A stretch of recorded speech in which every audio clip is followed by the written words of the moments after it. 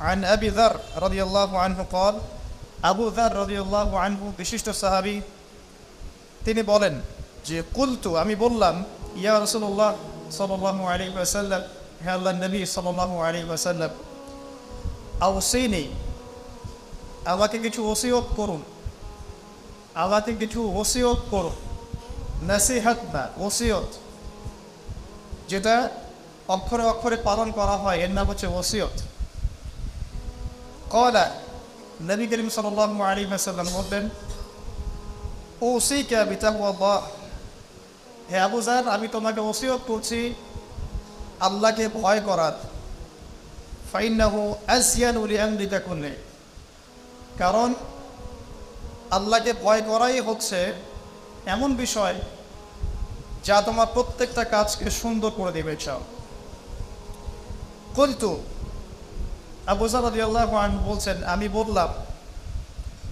জিদনি ইয়া রাসূলুল্লাহ আমার জন্য আরো বাড়িয়ে দিন হে আল্লাহর রাসূল আরো কিছু বলুন ক্বালা নবী সাল্লাল্লাহু আলাইহি ওয়াসাল্লাম বললেন আলাইকা বিতিলাওয়াতিল কুরআন আলাইকা বিতিলাওয়াতিল কুরআন তোমার উপরে কোরআন তেলাওয়াতকে অবধারিত করে নাও ওয়া যিকরিল্লাহি আযজা ওয়া জাল এবং আল্লাহ রাব্বুল আলামিনের জিকির বা স্মরণ করার বিষয়টাকে অবধারিত করে নাও ফাইন্নাহু যিকরুল্লাহি ফিস সামা কারণ এই দুটো কাজের মধ্য দিয়ে আসমানে তোমাকে স্মরণ করা হবে আসমানবাসী তোমাকে স্মরণ করবে ওয়া নূরুন লাকা ফিল আরদ এবং এই দুটো কাজের মধ্য দিয়ে পৃথিবীতে তোমাকে নূর দেয়া হবে আল্লাহর পক্ষ থেকে নূর বা আলো দেয়া হবে কুলতু আবু যার রাদিয়াল্লাহু আনহু বলছেন আমি বললাম জিদনি ইয়া রাসূলুল্লাহ আমার জন্য আরো বাড়িয়ে দিন হে আল্লাহর রাসূল সাল্লাল্লাহু আলাইহি ওয়াসাল্লাম তিনি বলছেন ক্বালা আলাইকা বিতুলিস সামতি তোমার উপর অবধারিত করে নাও দীর্ঘ নীরবতা দীর্ঘ সময় চুপ করে থাকার বিষয়টা তোমার উপর অবধারিত করে নাও ফাইনাহু মাতরাদাতুল লিশাইতান কারণ এই কাজের মধ্য দিয়ে শয়তান বিতাড়িত হয়ে যায় সুবহানাল্লাহ ওয়া আউনুন লাকা আলা আমরি দীনিক দীর্ঘ সময় চুপ থাকলে তোমার দিনের প্রতিটা কাজ করার ব্যাপারে আল্লাহ তোমাকে সাহায্য করবেন বা দীর্ঘ নীরবতার ব্যাপারটা দিনের প্রতিটা কাজ করার ক্ষেত্রে তোমাকে সহযোগিতা করবে কুলতু আমি বললাম জিদনি ইয়া রাসূলুল্লাহ ইয়া রাসূল সাল্লাল্লাহু আলাইহি ওয়াসাল্লাম আমাকে আরো বাড়িয়ে দিন আরো কিছু বলুন আরো কিছু ওসিয়ত করুন ক্বালা তিনি বললেন ইয়াকা ওয়া কাসরাতাদ দুহিক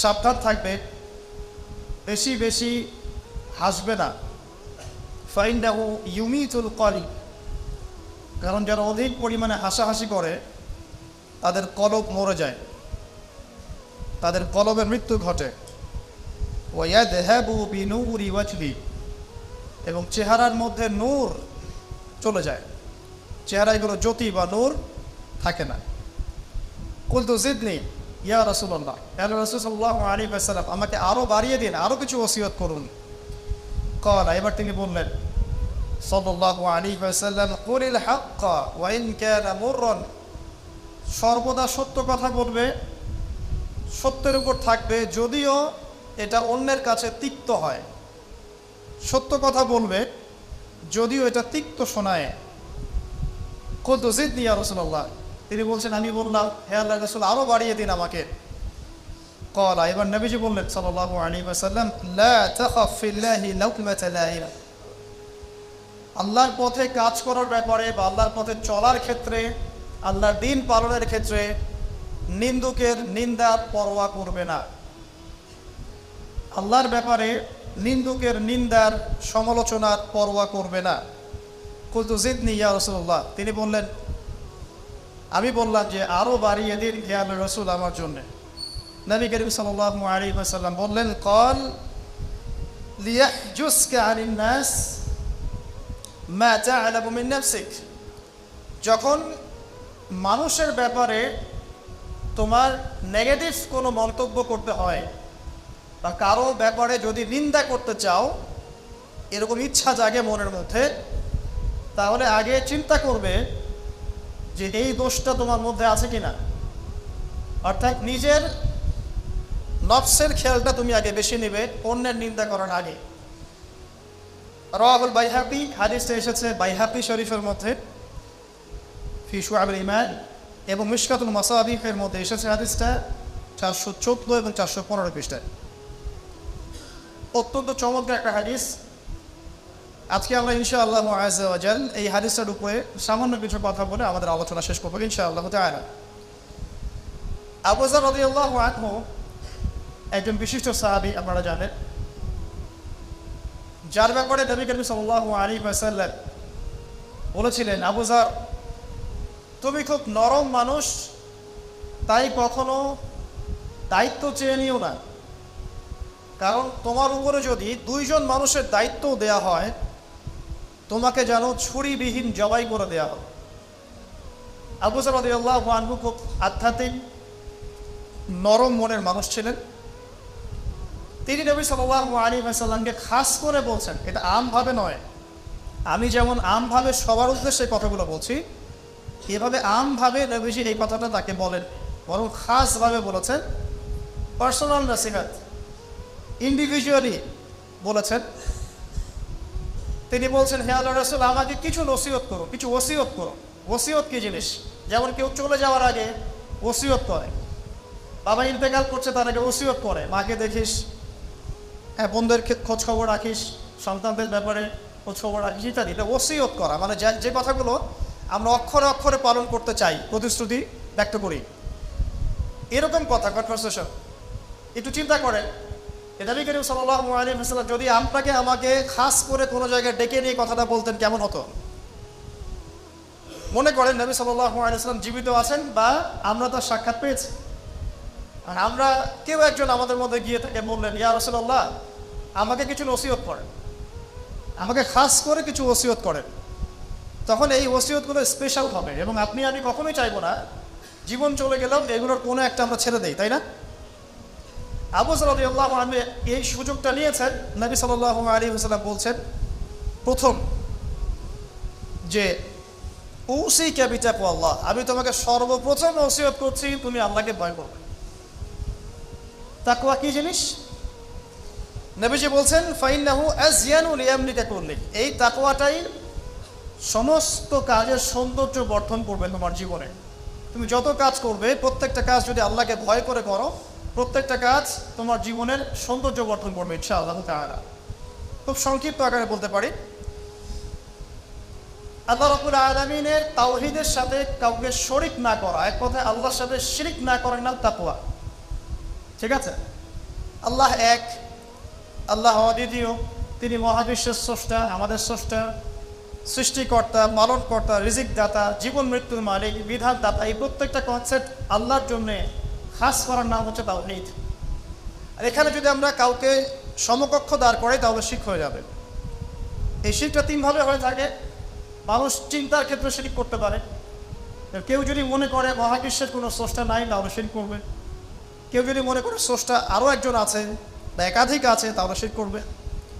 কেউ যদি মনে করে যে আল্লাহ ছাড়া কেউ ইবাদত পাওয়ার যোগ্য, আল্লাহ ছাড়া অন্য কাউকে সেজদা করা যায়, নাউযুবিল্লাহ, আল্লাহ ছাড়া কেউ প্রয়োজন পূরণ করতে পারে, কেউ সন্তান দিতে পারে, কেউ কল্যাণ করতে পারে, কেউ অকল্যাণ করতে পারে ইত্যাদি, বা আল্লাহ ছাড়া কেউ বিধান দেওয়ার মালিক, এরকম কনসেপ্ট যার মনের মধ্যে আছে, এটা হচ্ছে আকীদাগত শিরক বা চিন্তাগত শিরক।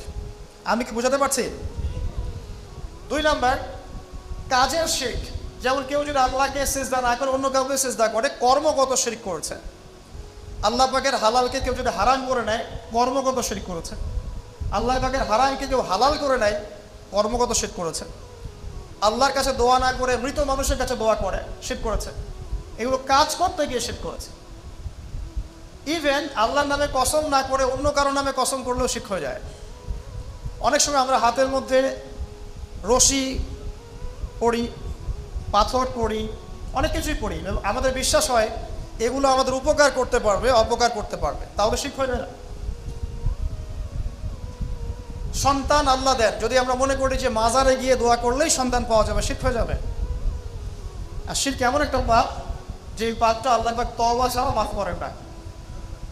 মৃত্যুর আগে যদি তওবা করে মানুষ, ইনশাআল্লাহ আল্লাহ পাক মাফ করে দিবেন। যদি তওবা না করে মারা যায়, সম্ভাবনা বেশি এই ব্যক্তি জাহান্নামে যাবে, নাউযুবিল্লাহ। কারণ প্রত্যেক 1999 জন মানুষ জাহান্নামে যাবে যাদের আমল নামায় শিরকের পাপ থাকবে। আল্লাহ পাক সূরা নিসার মধ্যে বলেছেন, ইন্নাল্লাহা লা ইয়াগফিরু আন ইউশরাকা বিহি ওয়া ইয়াগফিরু মা দুনা যালিকা লিমান ইয়াশা। আল্লাহ পাক শিরকের গুনাহ ব্যতীত যে কোনো গুনাহ যাকে ইচ্ছা মাফ করতে পারেন।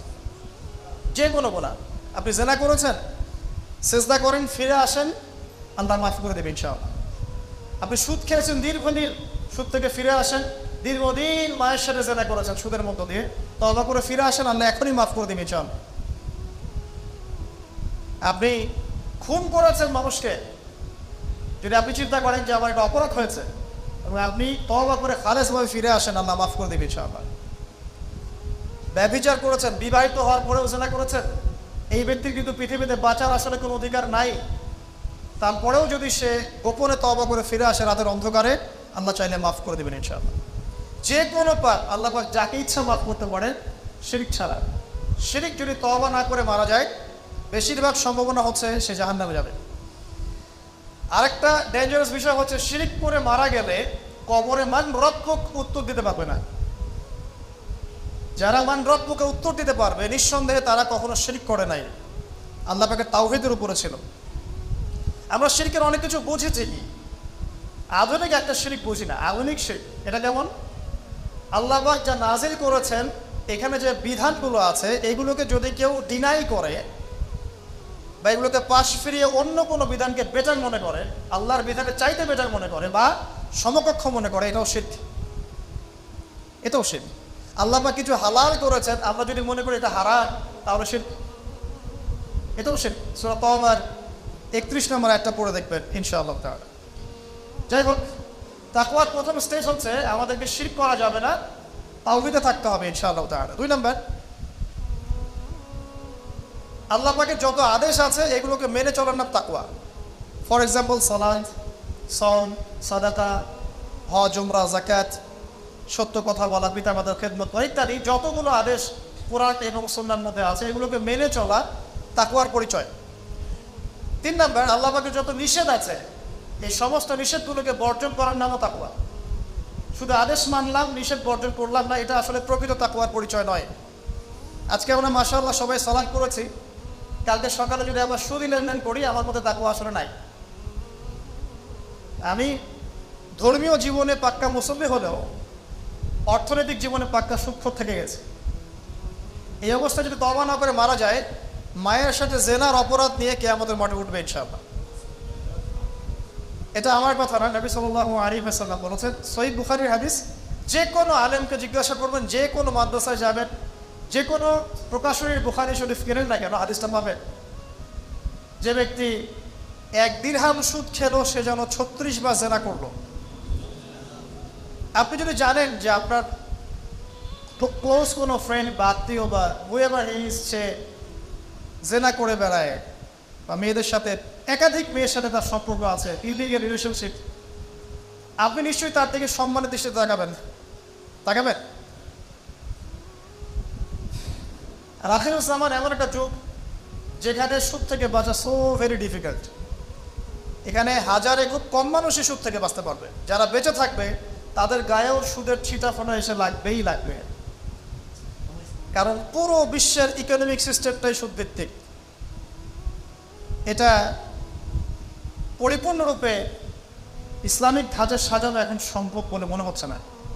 আমরা চেষ্টা করতে পারি, সম্ভব কখন হবে, যখন শেকড় উপরে আসবে। আর শেকড় কখন উপরাবে, যখন মালহামা হবে। আর মালহামা কখন হবে, যখন মদিনার গুরুত্ব কমে যাবে এবং জেরুজালেমের গুরুত্ব বেড়ে যাবে। আর যখন আল মাহদী আসবেন এবং ঈসা ইবনে মারইয়াম আসবেন, তখন পৃথিবীতে ইনশাআল্লাহু আযজা ওয়া জাল ইসলাম ব্যতীত কিছুই বাকি থাকবে না। তখন ইনশাআল্লাহ তাআলা উপরের লেভেল থেকে সুদ বলতে কিছু থাকবে না ইনশাআল্লাহ। তবে এখন কি করবে, ফাত্তাকুল্লাহা মাসতাতা'তুম, এখন এতটুকু করবে, ফাত্তাকুল্লাহা মাসতাতা'তুম, তোমরা সাধ্যমতো আল্লাহকে ভয় করো। আপনার সাধ্যে যতটুকু কুলায় এতটুকু আপনি দূরে থাকবেন। পারতপক্ষে চেষ্টা করবেন সুদ যেন আপনার গায়ে না লাগে। আল্লাহ পাক বোঝার তৌফিক দান করুন, আমিন।